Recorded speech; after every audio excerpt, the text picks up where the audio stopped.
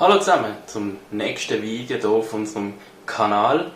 Heute geht es darum, diesen PC aufzurüsten, nicht ersetzen komplett, also sprich, dass die komplette Hardware austauscht wird, nein, sondern mit einfachen Mitteln, also auch mit wenig Budget, den PC aufzurüsten. Wir werden ein Gehäuse neues einsetzen. Wir werden Grafikkarten ersetzen, es hat gar keine drin in dem, sondern nur Onboard. Die werden wir einbauen und wir werden den Boxed-Kieler ersetzen gegen eine Wasserkielung von der Enermax. Ich werde auch alle Produkte, die wir verbauen, werde ich auch noch in der Linkbeschreibung, also in der Videobeschreibung verlinken. Und eigentlich, was wir übernehmen werden, ist das Mainboard. Wir werden den RAM übernehmen und die CPU und das Netzteil. Alles andere wird ersetzt. Und ja, ich würde sagen, wir legen gerade los. Viel Spaß! Für unseren PC verbauen wir eine GeForce GTX 1650 und eine Enermax Wasserkielung mit 2 Lüftern. Und die Lüfter sind 120 mm. Das hier ist die Ausgangslage. Wir haben einen alten PC mit einem 650 Watt Netzteil, i7-Prozessor von der 4. Generation und ein Samsung SSD mit 250 GB.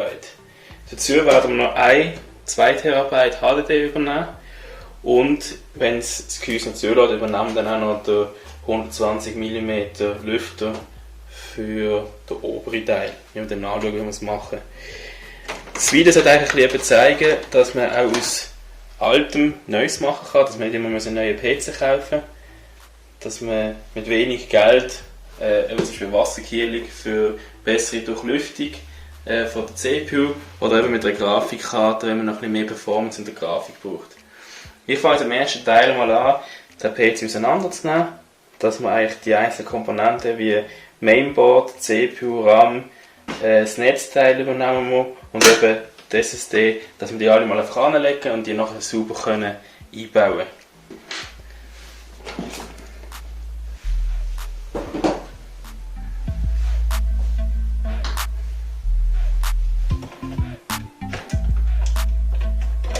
Zum ersten nehmen wir die RAM-Riegel raus, dass die mal aus dem Weg sind.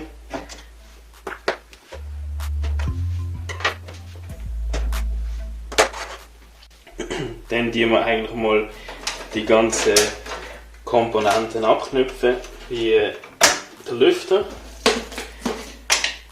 Dann haben wir hier noch das SATA-Kabel von den Festplatten und den wegnehmen.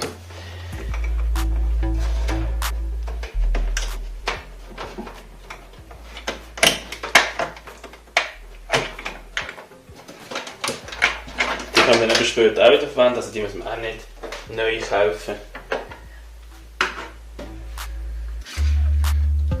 Dann nehmen wir hier eine Festplatte mit, haben wir gesagt, für die grossen Daten.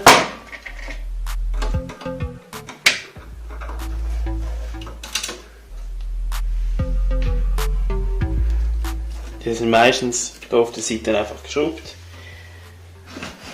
Und zwar im Idealfall nur auf dieser Seite, dann kann man sie nämlich rausnehmen. Und wichtig bei diesen Festplatten, also bei diesen HDDs, die sind innen aufgebaut wie eine CD, kann man sagen, also wie ein alter Plattenspieler eigentlich, wo drüber noch der Laserkopf hat, also mit denen eigentlich auch vorsichtig umgehen. Im Vergleich zu den SSD, die kann man bewegen, weil da ist eigentlich nur noch Speicherchip drin, wie bei den Natels auch.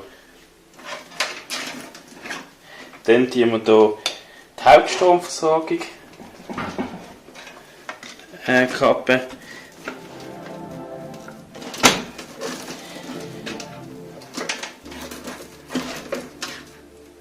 Dann nehmen wir hier oben noch die Speisung von der CPU nehmen wir noch raus.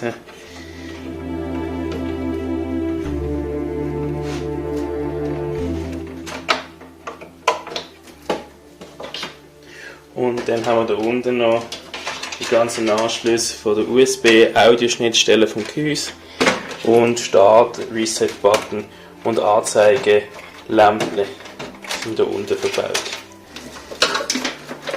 Wenn wir das so weit haben, dann können wir eigentlich mal das Mainboard davon lösen.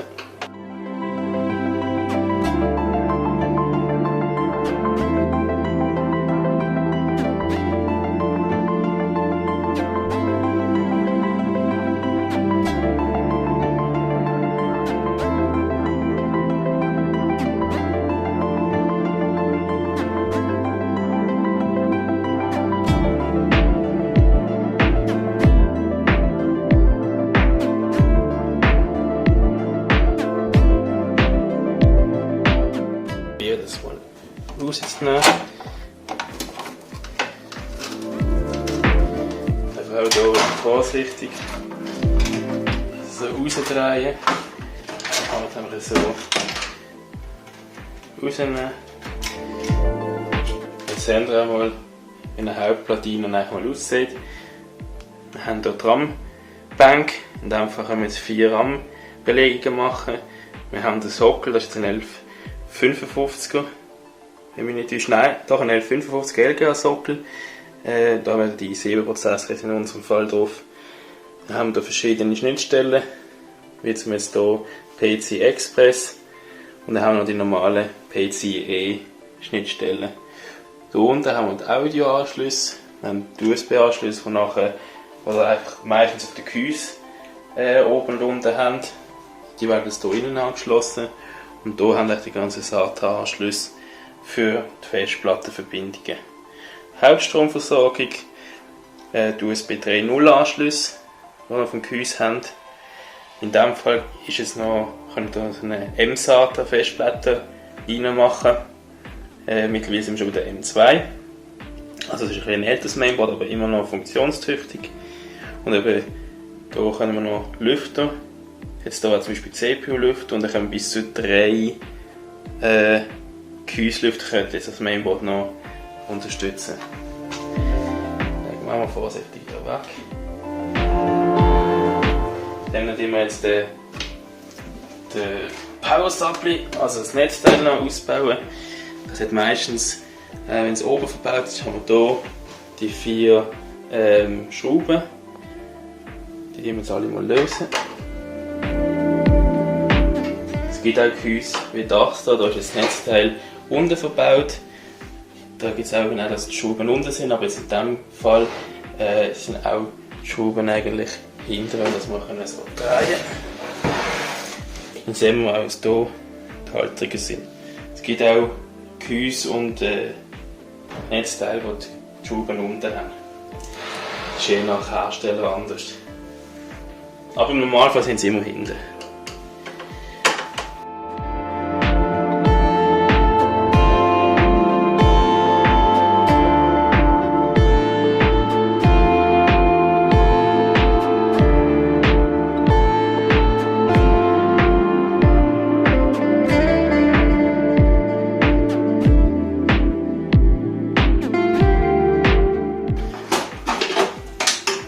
Aus dem Gehäuse nehmen.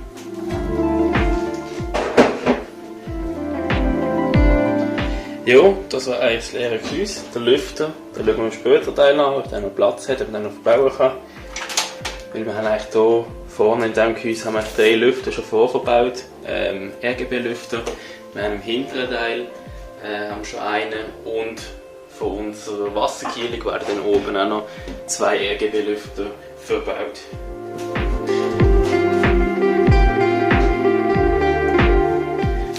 Hier, das ist ein LC Power Gamer Gehäuse.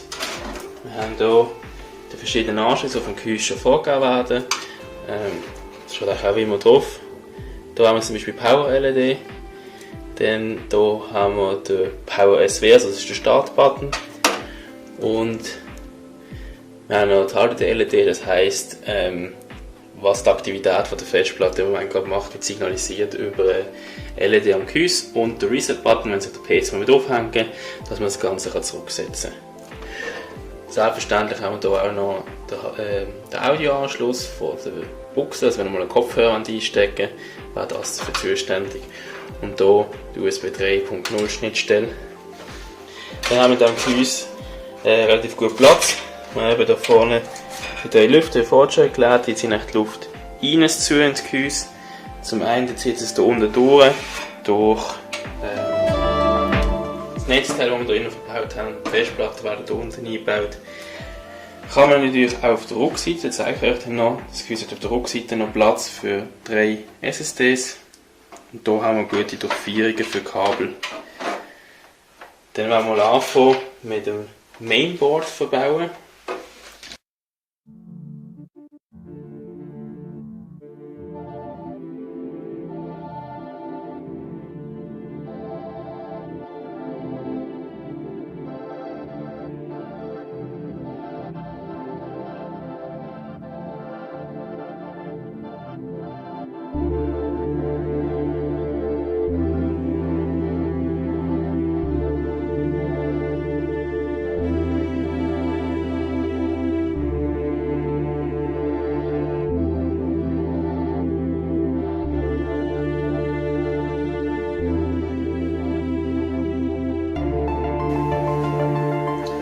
Das sind jetzt die Kabeldurchführungen.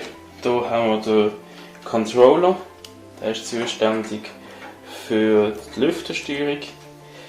Und jetzt bei diesem Gehäuse ist noch speziell, dass wir hier noch dazu eine Fernbedienung haben, wo man die ganzen Lüfter ansteuern kann. Die mal Zeit, die sind für später relevant. Jetzt ziehen wir zuerst einmal die nebeneinander durchführen.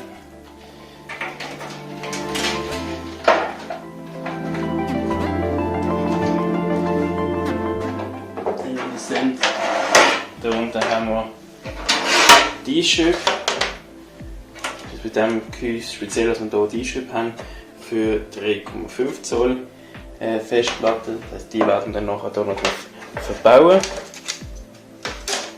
Und der SSD wird dann hier hinten angeschraubt. Da haben wir extra Platz. Dafür bleibt das Gehäuse vorne eigentlich frei von Festplatten.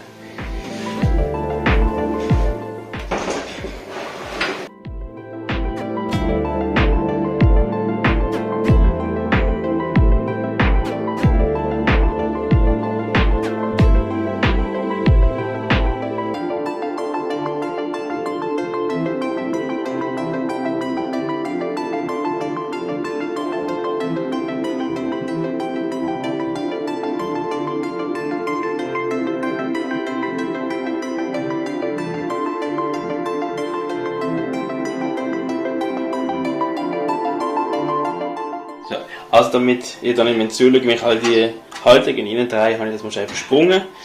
Ja, jetzt hier die ganze Halterung, die es eigentlich hier braucht. Für das Mainboard habe ich jetzt mal hier drauf geschraubt.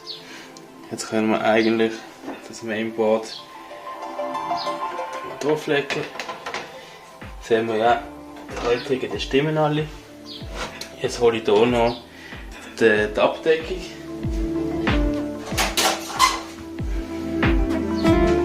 Die können wir auch vom alten Gehäuse mitnehmen.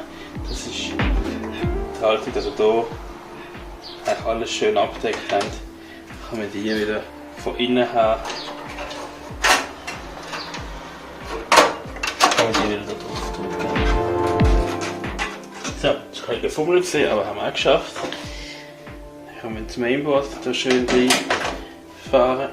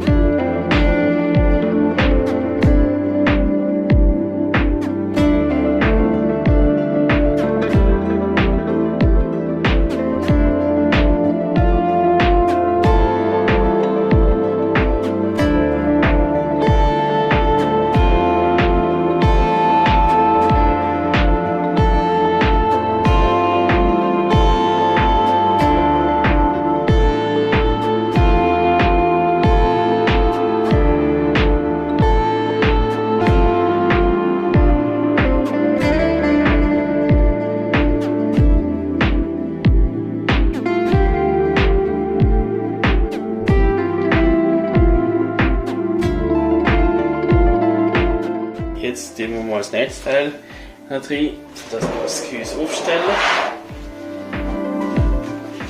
Das Netzteil wird jetzt hier drinnen verbaut.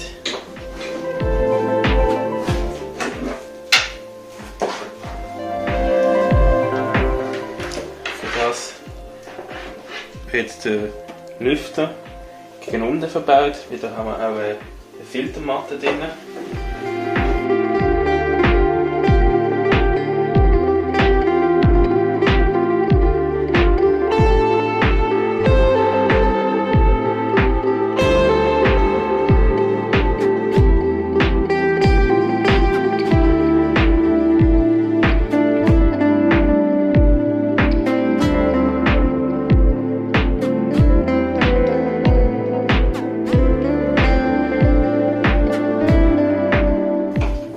Nachdem wir das Netzteil verbaut haben, können wir die Festplatte mal drauf, so eine Halterungsschraube.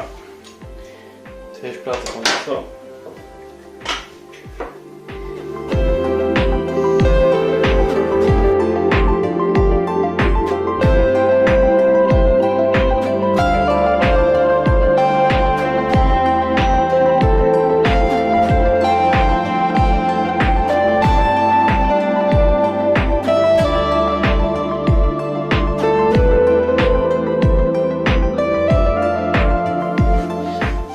Das heißt auch wieder reinschieben.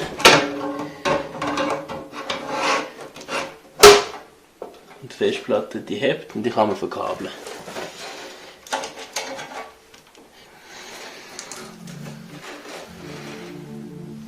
Dann machen wir jetzt weiter mit der Stromversorgung. Ich will jetzt mal über Strom anbringen. Das heisst, wir bringen einmal auf die Festplatte Strom und gehen nachher mit dem weiter auf die obere. Also, wir haben es ein bisschen verkürzt für euch. Und zwar habe ich da schon mal die Festplatte nicht eingebaut. Wir haben jetzt überall Strom drauf. Das heißt, auf den beiden Festplatten ist jetzt Strom. Wir haben hier den Verteiler für die Lüfter haben wir eingespeisen mit dem dazugehörigen Anschluss. Wir haben vorne hier das Mainboard schon verdrahtet mit Strom, USB 3.0 und die ganzen Komponenten, die es braucht zum Schalten. Plus da unten haben wir den Audioanschluss, den haben wir auch schon verdrahtet. Was wir jetzt machen können, ist die Wasserkühlung. Das Ganze sieht so aus. Zum einen haben wir hier die Kühlflüssigkeit. Im Normalfall ist eigentlich schon der Kreislauf geschlossen, das heisst, wir haben eigentlich schon Kühlflüssigkeit drin.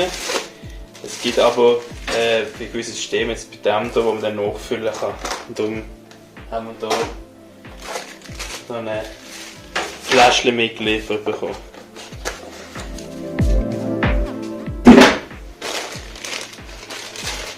Das ganze Anschlussmaterial.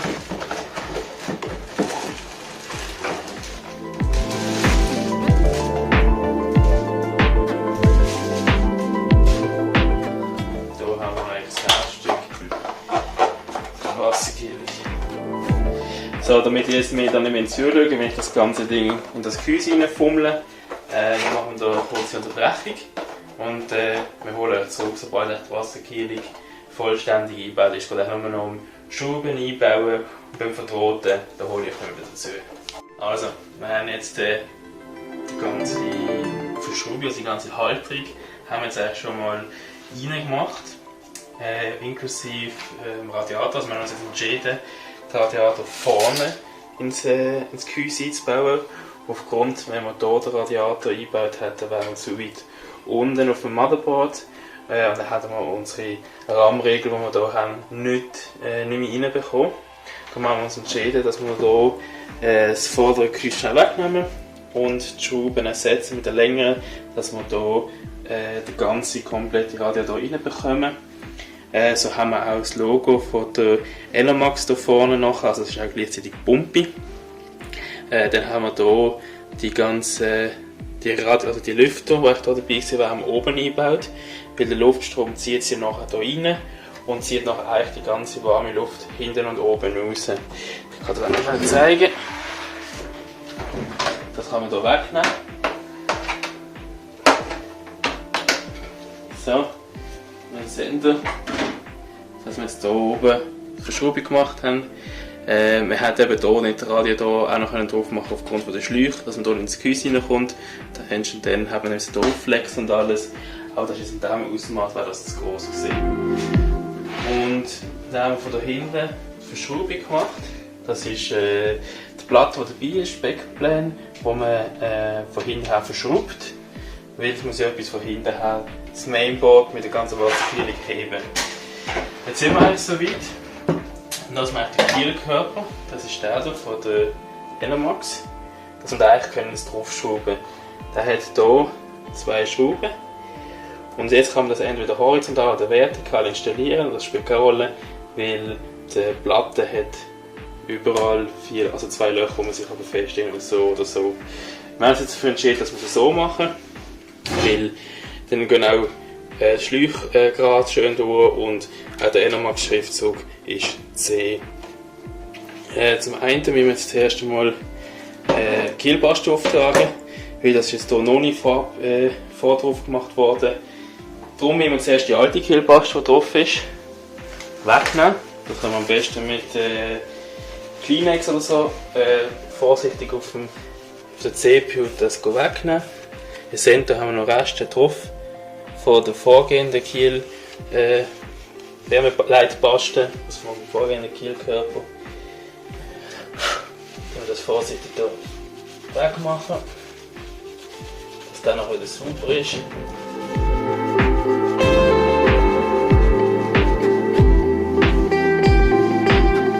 So.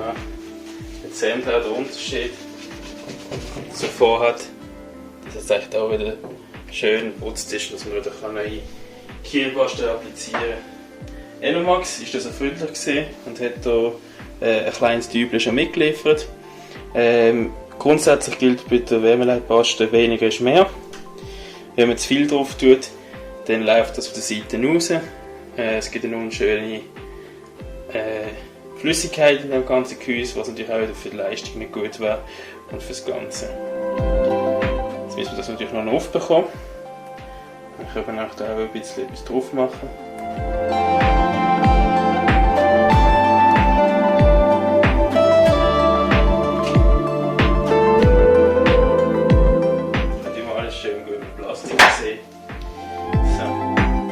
Und jetzt müssen wir eigentlich nur ganz ein bisschen in der Mitte drauf tun.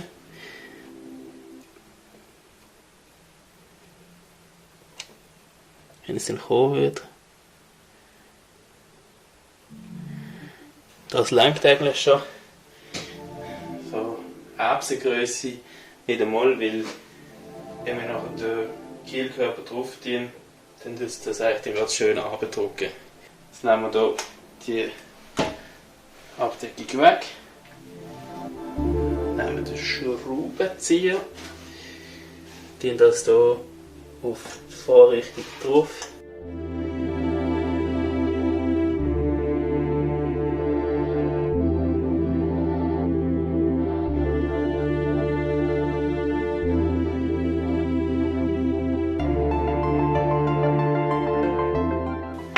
Dann können wir eigentlich jetzt schon die Randbank wieder reinmachen. Hier ist wichtig, die blaue Bank sind ein Bärle und die weiße Bank in diesem Fall. Darum die wir jetzt hier zuerst die blaue bestücken wieder.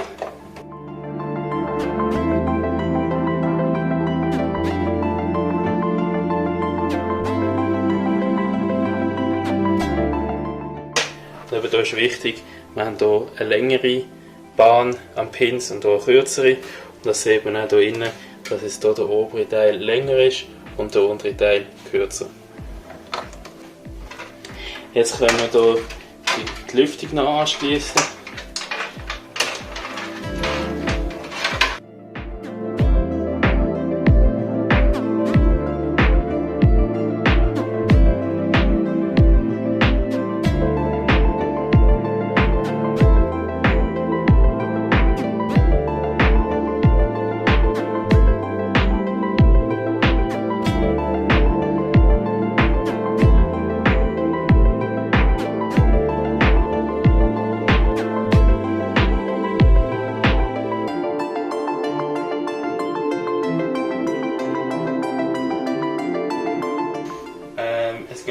zum Teil, wo wir die Festplatte noch mit dem Mainboard verbinden, dass wir nachher auch Daten auf dem PC überhaupt sehen.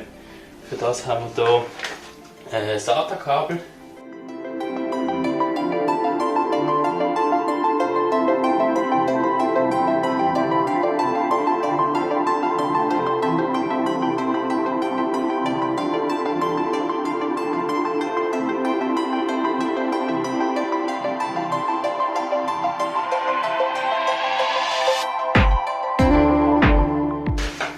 Jetzt können wir eigentlich hier auf den SATA-Anschluss haben wir SATA 3 Anschlüsse.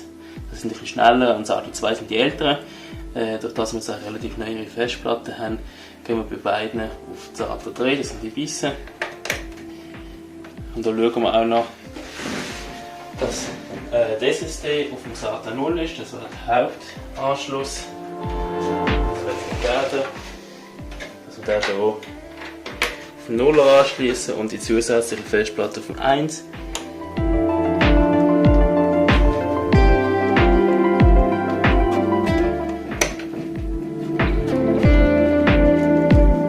So. Und ich tue jetzt mal alles super verkabeln, verdrahten, die Vierung schön machen und dann hole ich noch zurück und dann noch Grafikkarte einbauen. Also, jetzt haben wir alles super verkabelt. Wir haben die Druckwand schon drauf da. Wir haben die Vorderseite wieder drauf da. Wir haben oben eine Tür gemacht. Wir haben hier alles schön verkabelt. Die Festplatte haben wir alles schon eingebaut, ist alles verdrahtet. Jetzt kommt eigentlich der zweitletzte Schritt. Das ist die Grafikkarte noch einbauen. Das nehmen wir unsere Asus GeForce GTX 1650 Gaming mit 4 GB DDR6 RAM, die verbaut worden ist in dieser Serie. Hier haben wir eine spezielle Verpackung. Chair.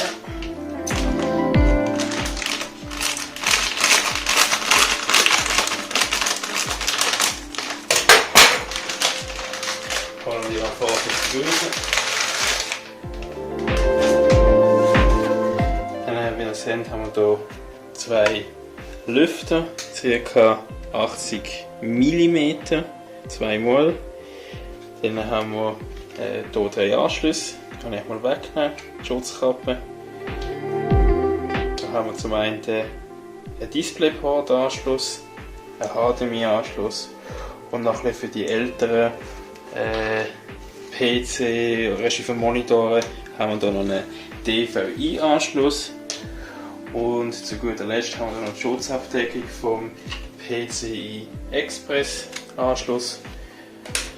Und jetzt können wir einfach mal schauen, auf welcher Höhe wir das einbauen wollen. Hier nehmen wir den, von den Kabel her nehmen wir hier den obersten. Schauen wir mal, wie der reinkommt.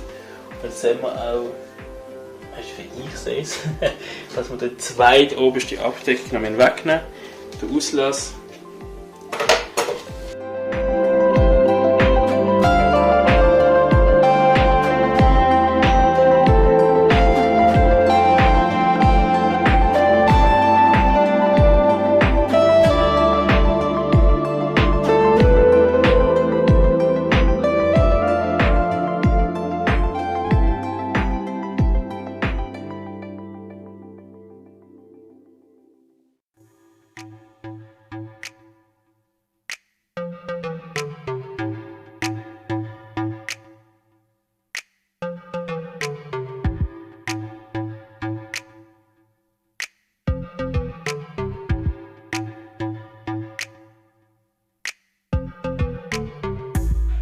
Jetzt haben wir hier noch einen zusätzlichen Stromanschluss. Den wir vom Gehäuse hin hervorziehen. Wir haben hier unten den Stromzufuhr. So, da sind wir wieder. Der PC ist fertig, wenn ihr seht. Der läuft einwandfrei. Wir haben am Anfang ein Problem mit dem BIOS vom Mainboard. Das haben wir übernommen aus dem alten PC und da haben wir jetzt erst ein BIOS-Update machen, dass er hier die Grafikkarte, der PC Express super erkennt. Hier sehen wir noch, was für eine CPU-Wert wir haben. Ich habe am Anfang gesagt, es ist 4. Generation. Nein, es ist 3. Generation und es läuft noch einwandfrei. Also wir haben jetzt hier gesehen, wir haben jetzt hier eine Wasserkühlung eingebaut und sind jetzt im Leerlauf bei rund 35 Grad. Also er macht seinen Job. Mit dem sehen wir auch, dass die Wärmeleitpaste tiptop funktioniert. Noch das Gehäuse von vorne spiegelt recht, aufgrund von der Sonneneinstrahlung, die ich im Moment habe. Aber anhand von dem sehen wir, dass es echt funktioniert hat. Man muss nicht immer großartig viel Geld ausgeben. Es reicht auch, wenn man einfach die besten Bestandteile nimmt und die nachher dort eigentlich mit Neuem, was ersetzt werden muss, kombinieren. Ja, das war es mit dem Video, mit dem Umbau vom PC. Ich hoffe, es hat euch gefallen und ihr habt auch das eine oder andere mitnehmen können. Wenn ihr Fragen habt, einfach in den Kommentaren schreiben oder uns kontaktieren auf die gängigen Arten.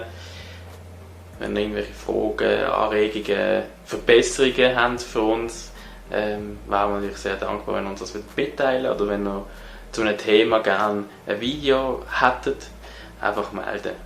Und sonst sage ich an dieser Stelle bis zum nächsten Mal und bleibt gesund.